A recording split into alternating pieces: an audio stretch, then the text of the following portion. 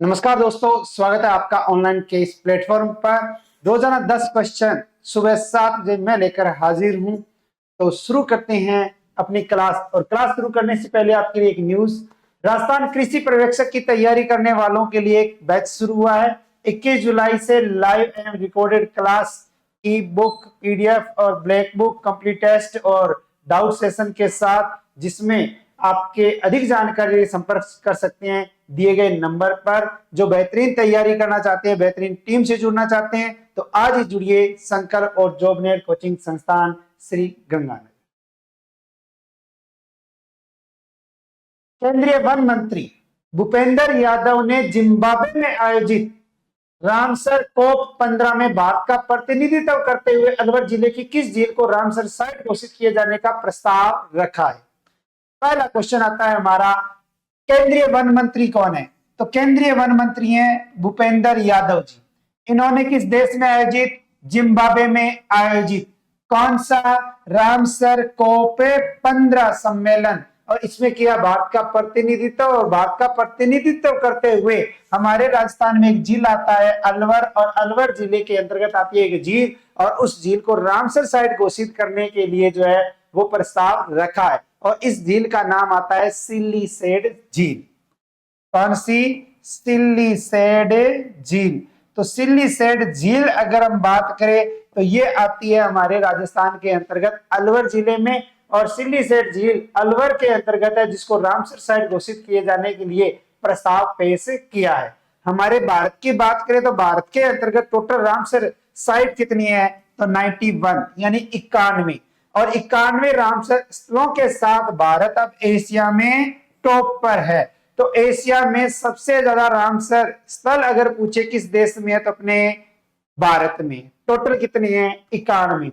अभी कुछ समय पहले अपने राजस्थान के अंतर्गत जो है वो दो स्थान आते हैं। एक आता है फलोदी जिला, और फलोदी का है खिंचन, और दूसरा उदयपुर, और उदयपुर जिले में है मैनार। इन दोनों को रामसर स्थल जो है वो घोषित किया गया था। तो हमारे राजस्थान के अंतर्गत रामसर साइट की अगर हम बात करें तो खिंचन जो फलोदी में, और मैनार उदयपुर, इन दोनों को अभी कुछ समय पहले रामसर स्थल घोषित किया। अन्य तथ्यों की बात करें तो 2 फरवरी 1971, सबको पता है 2 फरवरी 1971, और ईरान में एक रामसर शहर, लेकिन पूछा जा सकता है किस तट पर? कैस्पियन सागर के तट पर एक विश्व सम्मेलन का आयोजन किया गया था। रामसर समझौता अस्तित्व में कब आया था? तो रामसर समझौता 1975 में आया था, लेकिन भारत शामिल कब हुआ था? 1982 में। तो रामसर की बात करें तो एक सम्मेलन 2 फरवरी 1971 ईरान के रामसर में कैस्पियन सागर के तट पर। रामसर समझौता कब हुआ? तो 1975 में जो है वो अस्तित्व में आया था। ठीक है। और भारत अब इसमें शामिल होने की अगर बात करें तो भारत शामिल हुआ 1982 में। और 2 फरवरी को आयोजन हुआ, इसलिए विश्व आर्द्र भूमि दिवस अगर पूछे कब मनाया जाता है तो 2 फरवरी को मनाया जाता है। लेकिन प्रथम बार यानी पहली बार आर्द्र भूमि दिवस कब मनाया गया? 2 फरवरी 1997 में मनाया गया था। तो ये क्वेश्चन बहुत अच्छा और इंपॉर्टेंट बनता है कि प्रथम आर्द्र भूमि दिवस कब मनाया गया था? 2 फरवरी 1997 में। भारत का पहला रामसर साइट अगर पूछे कि भारत का पहला रामसर साइट कौन सा है? भारत का पहला रामसर साइट, तो भारत का पहला रामसर साइट जो है वो तो आता है आपका चिल्का झील। कौन सी? चिल्का झील आती है। तो चिल्का झील जो है वो उड़ीसा में। और राजस्थान की पहली रामसर साइट पूछे तो कौन सी है? केवलादेव। केवलादेव के अलावा एक और है, वो आप बताएं कौन सी है? तो रामसर स्थल शहर 2 फरवरी 1971 कैस्पियन तट पर एक सम्मेलन रामसर समझौता अस्तित्व में 1975, भारत 1982 में शामिल। विश्व आर्द्र भूमि दिवस 2 फरवरी। प्रथम आर्द्र भूमि दिवस 2 फरवरी 1997। भारत का पहला रामसर साइट चिल्का झील, और राजस्थान में केवलादेव। दूसरी कौन सी है वो आपको बताना है। नेक्स्ट 7 अगस्त 2025। 7 अगस्त 2025 को राज्य स्तरीय संस्कृत विद्वत सम्मान समारोह में संस्कृत साधना शिखर सम्मान किसे दिया जाएगा? कौन सा? संस्कृत साधना शिखर सम्मान। कब? 7 अगस्त 2025 को। हमारे राजस्थान के अंतर्गत जो है वो एक आयोजन होगा और इस आयोजन में नाम आता है हमारे राजस्थान के एक व्यक्ति का जिसका नाम है कैलाश चंद्र मुंदड़ा। नाम आता है कैलाश चंद्र मुंदड़ा। और कैलाश चंद्र मुंदड़ा की बात करें तो इनको मिलेगा संस्कृत साधना शिखर सम्मान। अब हम बात करेंगे 3 अवार्ड या 3 पुरस्कारों की। संस्कृत भाषा शिक्षा व संस्कृति के क्षेत्र में उल्लेखनीय योगदान के लिए उदयपुर के डॉक्टर भगवती लाल और डॉक्टर भगवती लाल सुखवाल और इनको संस्कृत विद्वत सम्मान और डॉक्टर पंकज मरमट को संस्कृत युवा प्रतिभा सम्मान और सर्वोच्च सम्मान है संस्कृत साधना शिखर सम्मान जो चित्तौड़गढ़ के कैलाश चंद्र मुंदड़ा को दिया जाएगा। तो हमारे राजस्थान के अंतर्गत 7 अगस्त 2025 को हमारे राजस्थान में संस्कृत भाषा शिक्षा और संस्कृति में उल्लेखनीय योगदान के लिए डॉक्टर भगवती लाल सुखवाल को संस्कृत विद्वत सम्मान और डॉक्टर पंकज मरमट को संस्कृत युवा प्रतिभा सम्मान और हमारे राजस्थान के कैलाश चंद्र मुंदड़ा जो चित्तौड़गढ़ के हैं इनको संस्कृत साधना शिखर सम्मान से सम्मानित किया जाएगा। नेक्स्ट 16 से 19 जुलाई 2025 16 से 19 जुलाई 2025 तक Thailand world strength lifting championship में जयपुर के किस खिलाड़ी ने ब्रॉन्ज मेडल जीता है। आयोजन कब हुआ? 16 से 19 जुलाई 2025। किस देश में हुआ? थाईलैंड में। Thailand world strength lifting championship और इसमें किस जिले के? जयपुर का एक खिलाड़ी जिसने जीता ब्रॉन्ज मेडल। और इस ब्रॉन्ज मेडल की बात करें तो नाम आता है हमारे राजस्थान के अंतर्गत एक खिलाड़ी जिसका नाम है पवन कुमावत। और पवन कुमावत की बात करें तो उन्होंने यह सफलता 76 किलो कैटेगरी में इंक्लाइन बेंच प्रेस स्पर्धा में 125 किलो वजन उठाकर हासिल की है। तो पवन कुमावत का संबंध अगर देखें तो राजस्थान के जयपुर से है। कौन सा मेडल जीता? तो ब्रॉन्ज मेडल जीता है। किस देश के अंतर्गत? Thailand world strength lifting championship में। कितने केजी भार वर्ग में? 76 केजी कैटेगरी के अंतर्गत। और वजन कितना उठाया? 125 केजी वजन उठाया। नेक्स्ट केंद्रीय नवीन एवं नवीकरण ऊर्जा मंत्री हैं प्रहलाद जोशी। इन्होंने फलोदी जिले में 435 मेगावाट की किस सौर परियोजना का उद्घाटन किया है? केंद्रीय नवीन एवं नवीनीकरण ऊर्जा मंत्री हैं, उनका नाम है प्रहलाद जोशी, जिन्होंने हमारे राजस्थान के अंतर्गत एक नवीन जिले का नाम आता है फलोदी जिले में 435 मेगावाट की सौर परियोजना का क्या किया है? उद्घाटन किया है, शिलान्यास किया है। तो इस 435 मेगावाट के बारे में पूछा जा सकता है, जो आती है आपकी गोरबिया सौर ऊर्जा परियोजना। कौन सी? गोरबिया सौर ऊर्जा परियोजना।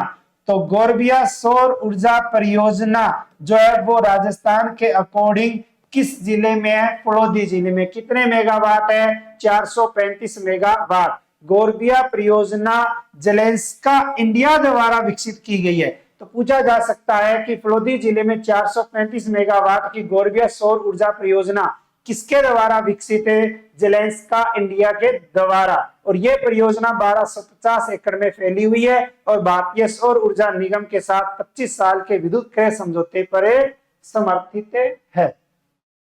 नेक्स्ट राजस्थान स्वास्थ्य विज्ञान विश्वविद्यालय। राजस्थान के अंतर्गत एक विश्वविद्यालय जिसका नाम आता है राजस्थान स्वास्थ्य विज्ञान विश्वविद्यालय। और किस फाउंडेशन के बीच समझौते के तहत डिजिटल फाउंडेशन कोर्स शुरू किया जाएगा या शुरू होगा? बंबई की अगर हम बात करें तो उसके अकॉर्डिंग एक आता है फाउंडेशन और ये फाउंडेशन आता है आपका कोइटा। कौन सा? कोइटा फाउंडेशन और राजस्थान स्वास्थ्य विज्ञान विश्वविद्यालय, इन दोनों के तहत हुआ समझौता और समझौते में डिजिटल फाउंडेशन कोर्स की क्या की जाएगी? शुरुआत की जाएगी। इस संबंध में 24 जुलाई 2025 को चिकित्सा स्वास्थ्य मंत्री है राजस्थान के गजेंद्र सिंह खीमसर और विश्वविद्यालय के कुलपति है डॉक्टर या प्रोफेसर प्रमोद येवले, इनकी उपस्थिति में एक समझौते पर हस्ताक्षर किए गए हैं। यह कोर्स मेडिकल छात्रों और स्वास्थ्य कर्मियों को डिजिटल हेल्थ टूल्स की जानकारी और उनके प्रभावी उपयोग का प्रशिक्षण देने के उद्देश्य से तैयार किया गया। नेक्स्ट, 103 मेजर मिनरल ब्लॉक्स की नीलामी। तो पूछा जा सकता है कितने मेजर मिनरल ब्लॉक्स की नीलामी, तो 103। नीलामी में राजस्थान पूरे देश में किस स्थान पर है, तो राजस्थान का स्थान है पहला, यानी कि प्रथम स्थान पर है। प्रथम स्थान पर है राजस्थान। कितने मेजर मिनरल ब्लॉक्स की नीलामी के तहत, तो 103। केंद्र सरकार द्वारा वर्ष 2016 और वर्ष 2016 में अधिसूचित किए गए प्रावधानों से अब तक पूरे देश में प्रधान खनिज के 500 ब्लॉक आवंटित हुए। इनमें से राजस्थान में ही देश के 20% से अधिक यानी 103 ब्लॉक आवंटित हुए हैं। तो अगर पूछे कि कितने मेजर मिनरल ब्लॉक्स की नीलामी में राजस्थान पूरे देश में प्रथम या शीर्ष स्थान पर है, तो 103, और 103 मेजर मिनरल ब्लॉक्स की नीलामी के तहत राजस्थान का देश में कौन सा स्थान है, तो पहला। नेक्स्ट, राजस्थान में मुख्यमंत्री अवधि पार ब्याज राहत एक मुश्त समझौता में किस प्राथमिक सहकारी भूमि विकास बैंक ने प्रथम स्थान हासिल किया है। हमारे राजस्थान के अंतर्गत राजस्थान में मुख्यमंत्री अवधि पार ब्याज राहत एक मुश्त समझौता, और इस समझौते के तहत प्राथमिक सहकारी भूमि विकास बैंक जो है वो हमारे राजस्थान के अंतर्गत आता है बिल्लाडा का। और बिल्लाडा है कहाँ, जोधपुर है। बिल्लाडा कहाँ है, जोधपुर। और बिल्लाडा जोधपुर ने जो है वो प्रथम यानी कि शीर्ष स्थान हासिल किया। भूमि विकास बैंकों के ऋणी सदस्यों को राहत देने के लिए राज्य सरकार द्वारा लागू की गई मुख्यमंत्री अवधि पार ब्याज राहत एक मुश्त समझौता योजना, और इसको क्रियान्वित करने में बिल्लाडा जो जोधपुर और चित्तौड़गढ़ प्राथमिक सहकारी भूमि विकास बैंकों द्वारा उत्कृष्ट प्रदर्शन किया गया है। तो प्रथम स्थान पर है बिल्लाडा और दूसरा आता है आपका चित्तौड़गढ़, या दोनों पूछे जा सकती हैं, तो बिल्लाडा और चित्तौड़गढ़ ये दोनों जो है वो इसमें प्रथम और द्वितीय स्थान पर रहे हैं। तो बिल्लाडा जो है वो PLDB 62.3% वसूली के साथ प्रथम स्थान पर है, और चित्तौड़गढ़ PLDB 59.48% वसूली के साथ राजस्थान में द्वितीय स्थान पर आया। नेक्स्ट, 25 से 27 जुलाई 2025 तक एंडोकॉन 2025 राष्ट्रीय सम्मेलन का आयोजन कहाँ किया जाएगा। कब से कब तक, 25 से 27 जुलाई 2025 तक एंडोकॉन 2025 राष्ट्रीय सम्मेलन, और इस सम्मेलन का आयोजन जो है वो किया जा रहा है हमारे राजस्थान के अंतर्गत जयपुर में। और यह सम्मेलन society of gastrointestinal endoscopy of India का 25वां वार्षिक सम्मेलन होगा, जिसकी थीम अगर पूछे तो इसकी थीम भी पूछी जा सकती है, बेसिक एंड एडवांस्ड फिर भी सेफ एंड रेशनल एंडोस्कोपी जो है वो इसकी थीम में रखी गई है। तो 25 से 27 जुलाई 2025 तक एंडोकॉन 2025 राष्ट्रीय सम्मेलन का आयोजन जो है वो कहाँ किया गया, तो जयपुर में किया गया। नेक्स्ट, मलेशिया में आयोजित, आयोजन किस देश में, मलेशिया में आयोजित विश्व प्रसिद्ध ओशियन मैन प्रतियोगिता में राजस्थान के जोधपुर जिले के किस युवा ने 10 किलोमीटर तैराकी में खिताब जीता है। राजस्थान के अंतर्गत एक जिला का नाम आता है जोधपुर, जोधपुर में एक तैराक जिसका नाम आता है संदीप टाक, नाम आता है संदीप टाक। और संदीप टाक के ने जो है वो इसके अंतर्गत ओशियन मैन प्रतियोगिता में भाग लेकर जो है वो ये उपलब्धि हासिल की है, और जिसमें 36 देशों के प्रतिभागियों ने भाग लिया। तो आयोजन हुआ मलेशिया में ओशियन मैन प्रतियोगिता, हमारे राजस्थान का जोधपुर जिला, जोधपुर के अंतर्गत एक खिलाड़ी संदीप टाक जिसने 10 किलोमीटर तैराकी और वो भी किसमें, ओशियन मैन प्रतियोगिता के अंतर्गत जीती है। नेक्स्ट, जोधपुर जिला, जोधपुर के किस डॉक्टर को विश्व स्वास्थ्य संगठन की civil source commission steering committee में 2 वर्षों के लिए सदस्य बनाया गया है या नियुक्त किया गया है। तो जोधपुर का एक डॉक्टर, इस डॉक्टर को विश्व स्वास्थ्य संगठन की civil source commission steering committee में 2 वर्षों के लिए सदस्य नामित किया गया, जिनका नाम आता है डॉक्टर अरविंद भटनागर, डॉक्टर अरविंद भटनागर। और डॉक्टर अरविंद भटनागर की अगर हम बात करें तो माथुर, भटनागर नहीं माथुर आ जाएंगे इनका नाम, डॉक्टर अरविंद माथुर। और यह समिति अगर देखें तो यह समिति है स्विट्जरलैंड में, और स्विट्जरलैंड के अंतर्गत आता है जनेवा। जनेवा जो है वो कहां है? स्विट्जरलैंड में। विश्व स्वास्थ्य संगठन की सिविल सोर्स कमीशन है, स्टीयरिंग कमेटी, और इसमें इनको क्या बनाया गया है? सदस्य बनाया गया है। कल आपसे एक क्वेश्चन पूछा गया था, जयपुर में 298 साल पुरानी तीज माता की सवारी का पहली बार लाइव टेलीकास्ट कब किया जाएगा? तो इसका राइट आंसर है 27 व 28 जुलाई 2025। बाकी आपको बता देता हूं कि क्लास जो रोजाना सुबह 7 बजे ही रहेगी। जो इस YouTube चैनल पे पहली बार आए वो चैनल को सब्सक्राइब, जो वीडियो देख रहा है वीडियो को लाइक और कमेंट करना ना भूलें, ठीक है ना। तो अपने दोस्तों के साथ भी शेयर किया करें। आभा आईडी बनाने में राजस्थान देश में कौन से स्थान पर? क्वेश्चन फॉर यू के तहत आपको इस क्वेश्चन का आंसर मेन कमेंट बॉक्स के अंतर्गत देना है, ठीक है।